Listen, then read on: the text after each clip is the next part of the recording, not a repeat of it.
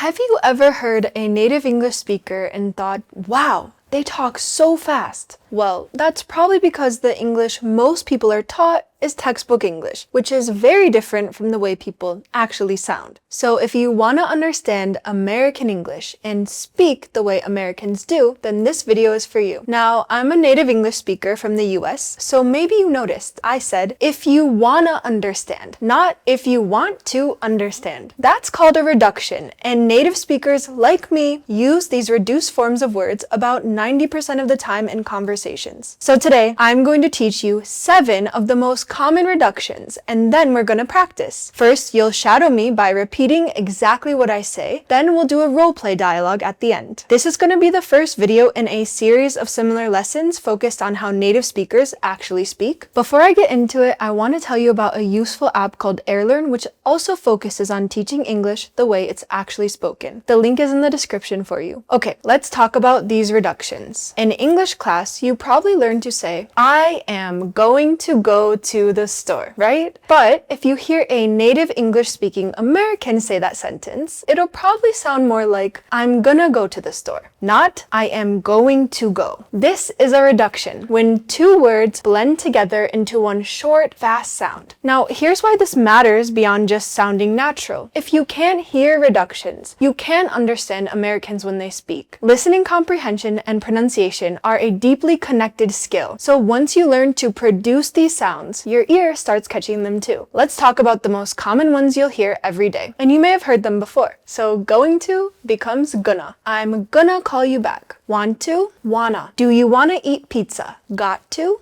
Gotta. I gotta go. Have to? Have to. I have to ask. Did you? Did ya? Did ya see that? Kind of? Kinda. I kinda remember. Let me check. And give me becomes gimme. Gimme a second. Now that was a bit fast, so let's go through them one by one. Try to repeat after me every chance you get. It's a great practice in pronunciation. Obviously, gonna is short for going to, so it sounds like this. Gonna.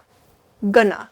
Now notice how the ing just disappears and the to becomes an sound. Going to, gonna. I'm gonna be a bit late. I'm gonna be busy next week. Next we have wanna, which comes from want to. Wanna. The T softens and the to becomes an sound once again. Want to, wanna. I wanna go to the concert. I wanna study abroad next year. Now gotta is short for got to. Gotta. The 2 words blend into one. So it's not got to, we say gotta.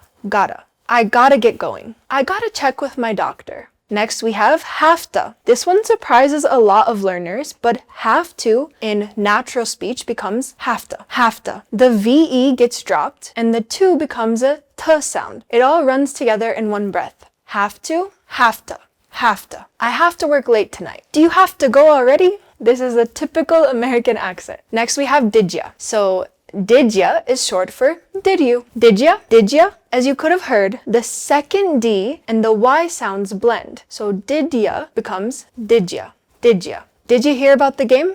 Did you know he was sick? Next we have kinda, short for kind of. Kinda. The D softens and the of disappears completely. I'm kinda tired. It's kinda cold out. Next we have lemme, short for let me. Lemme. In this, the T and the M blend together and the 2 words become one. Let me check. Let me know when you're ready. Next we have gimme, short for give me. Gimme.